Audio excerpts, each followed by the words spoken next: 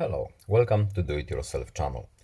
Today I will show you how to access and where to find the option for our applications to see our call logs.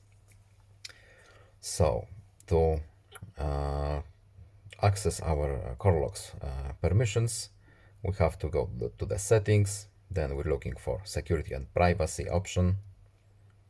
And here at the bottom we have Permission Manager. What does it do? Allow or deny apps to access features or data on your phone. Then we're looking for call logs.